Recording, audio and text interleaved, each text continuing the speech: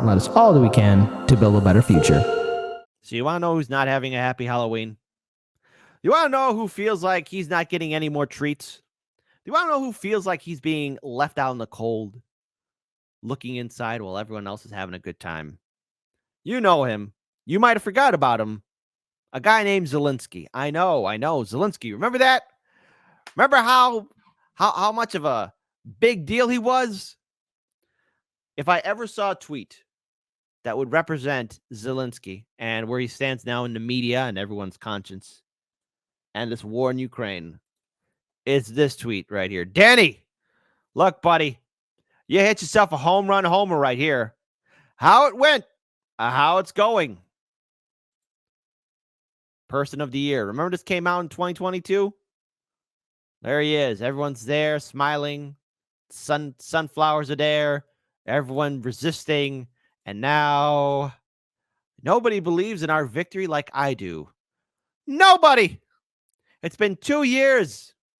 Russia still controls a fifth of Ukraine's territory. Tens of thousands have been killed. Oh, God.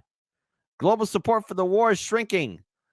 The lonely fight of Vladimir Zelensky. Oh, God. Billions of dollars wasted. So many lives lost. And for what? For what? For what? Precisely. What exactly? So, folks, I hope you're grabbing yourself a tasty snack and a tasty beverage, because we're about to witness firsthand this very sad, sad article. It's from Time. Vladimir Zelensky was running late. The invitation to his speech at the National Archives in Washington had gone out to several hundred guests, including congressional leaders and top officials from the Biden-Harris administration. Billed as the main event of his visit in late September, it would give him a chance to inspire U.S. support against Russia, with the kind of oratory the world has come to expect from Ukraine's wartime president. It did not go as planned. That afternoon, Zelensky's meeting at the White House and the Pentagon delayed him by more than an hour. When he finally arrived to begin his speech at 6:41 p.m., he looked distant and agitated. He relied on his wife, First Lady Olena Zelensky, to carry his message of resilience on the stage beside him, while his own delivery felt stilted, as though he wanted to get it over with. At one point, while handing out medals after the speech, he urged the organizer to hurry things along. He was probably told by the administration and the Pentagon to, hey, those little bag of goods, all those billions of dollars, we're wrapping it up. Like, that also fantastic. Remember that fantastic counteroffensive? Remember that? Yeah, nothing came of it, folks. So many lives have been lost because of this ridiculous war. And again, a little bit off topic, because I do want to go right back to this article, but I need everyone to understand this war could have been avoided if clearer minds prevailed. But because we have people like Hillary Clinton and the Democratic establishment and corporate media promoting Russiagate conspiracy theories and Russophobia, our media and political establishment create an environment of fear, toxicity, that in turn triggered people into thinking that anything Russia or Putin, it's evil, Trump's got to be associated with it. And as soon as this situation was building up between Ukraine and Russia, it was a hotbed of a perfect environment for people to say, something's got to be done. And of course, Putin got pushed into this. This all could have been avoided, though. Again, look, Russia didn't want Ukraine to be part of NATO. This is a long-standing and bloody history between these two countries. And the United States and many people involved in profiteering of corruption wanted to poke the bear. And as they further instigated this fight, as they kept on pushing things along, what happened then? This conflict arose. And by the way, just a quick short reminder for all of you who are watching, and if you're a diehard Democratic voter or a diehard Republican voter or diehard Democratic voter, part of two parties, Republican or Democrat, either or, just look at Unusual Whales on Twitter. And if you visit their website, you will see just how corrupt your favorite politicians are.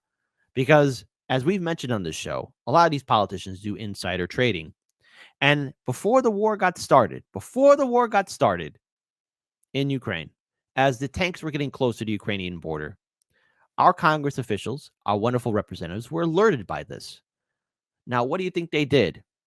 Option A, call for an immediate session of Congress so that they could immediately get diplomatic talks happening. Or option B, call their brokers or their third-party handlers so they can make a huge profit from the war to come. I won't leave you hanging. They made money off it. They made a huge financial killing. There's a lot of politicians that made a huge financial killing in 2022 through war profiteering. Continuing on, the reason, he later said, was the exhaustion he felt that night, not only from the demands of leadership during the war, but also the persistent need to convince his allies that, with their help, Ukraine can win. Nobody believes in our victory like I do. Nobody, Zelensky told Time in an interview after his trip.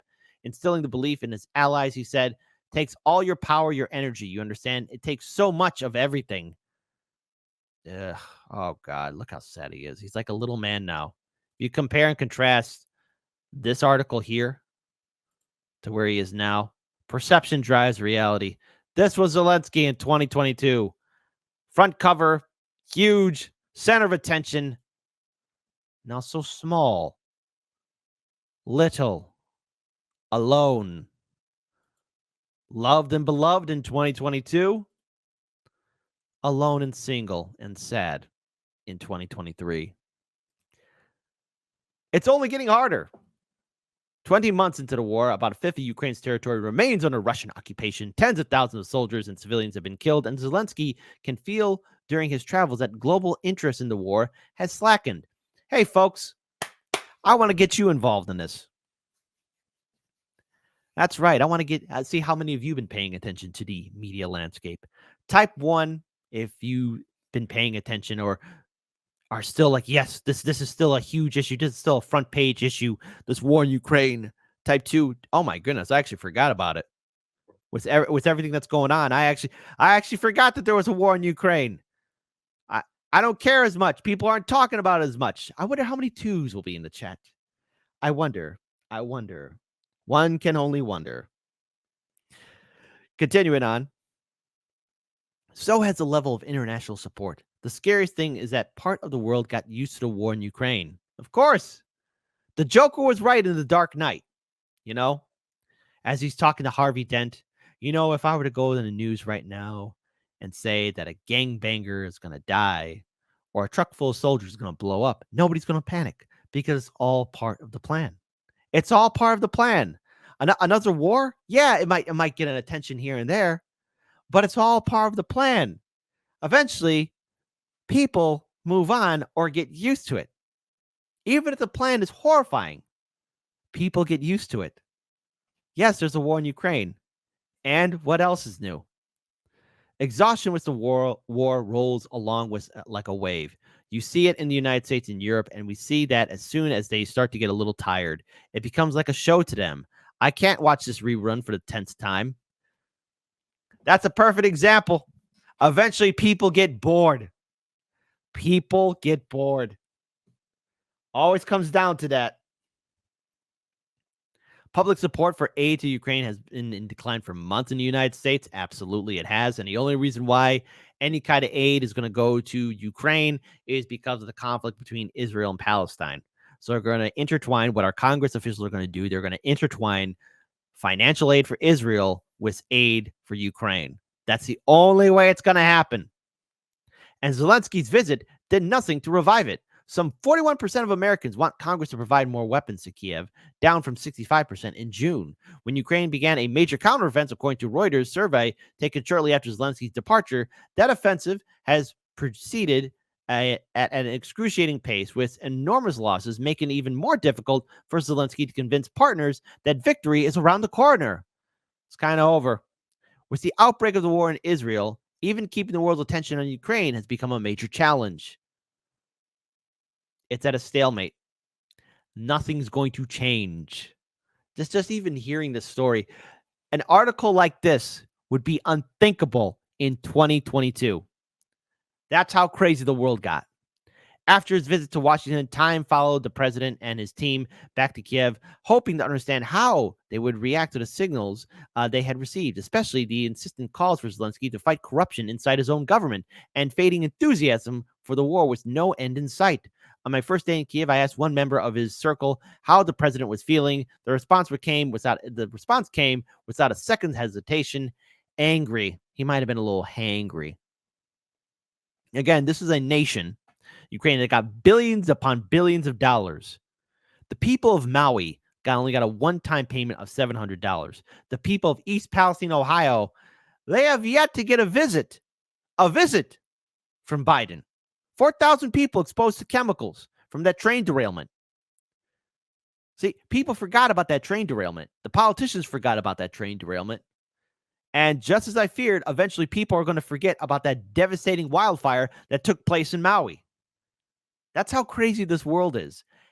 And to add a little cherry on top, even Zelensky's now feeling that burn. People are forgetting and no longer caring about the war in Ukraine. It's just another day on this planet called Earth.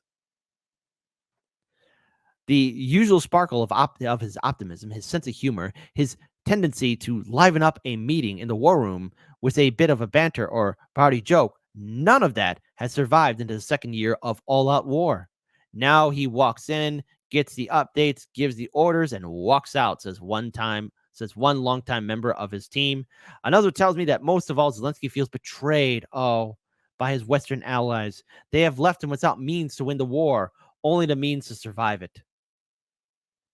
We covered on this show on how Ukraine also got hand-me-down material from the United States. And this is material, weapons, gear, vehicles that don't even work properly.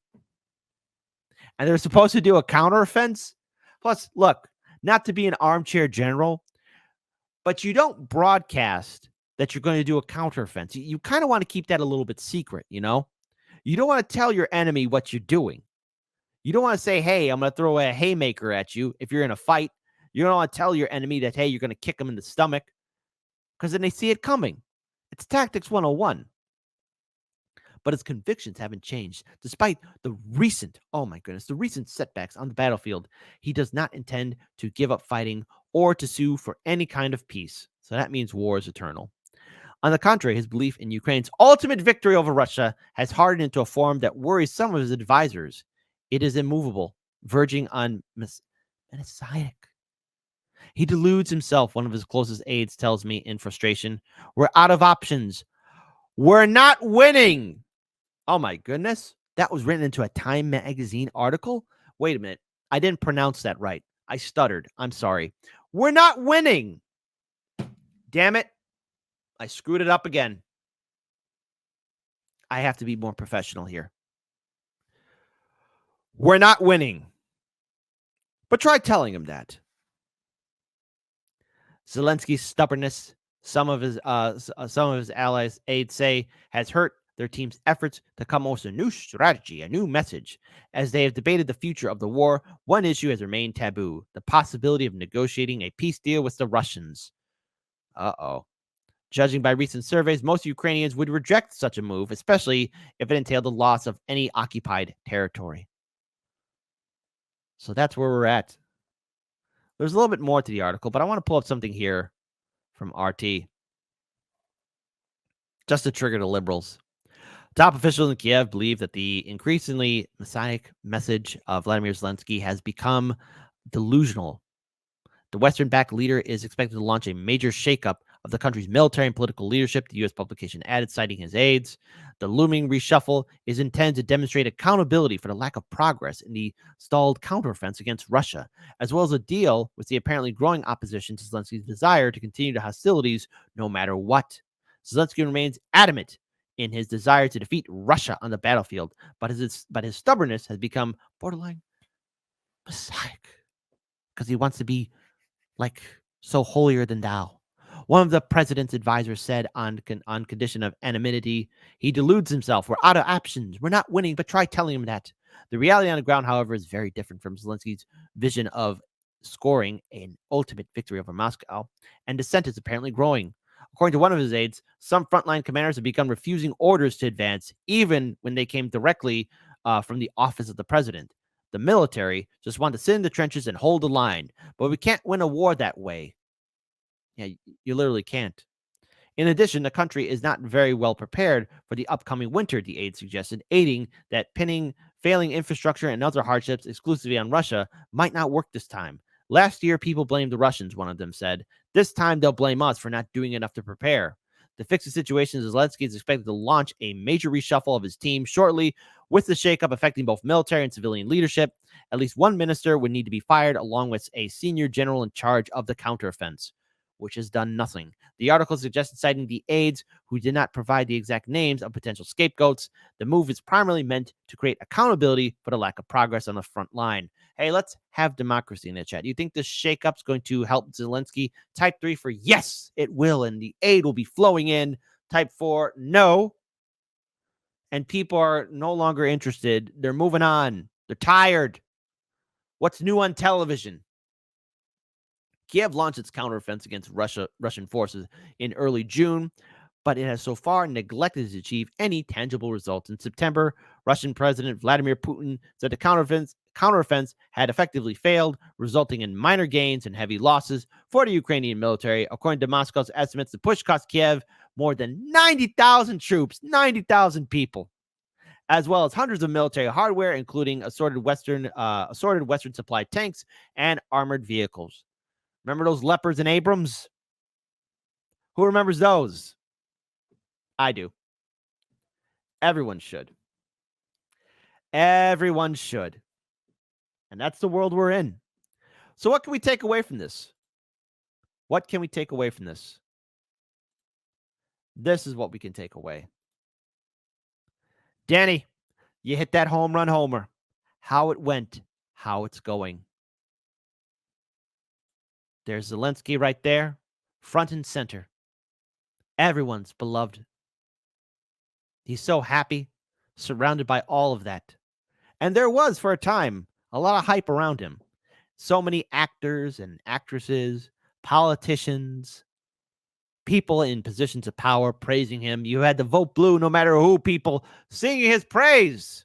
And this was all in 2022. Only now we go to 2023. All alone, small, puny. Nobody, twice the word, nobody believes in our victory like I do. Nobody. The real truth is, nobody cares anymore.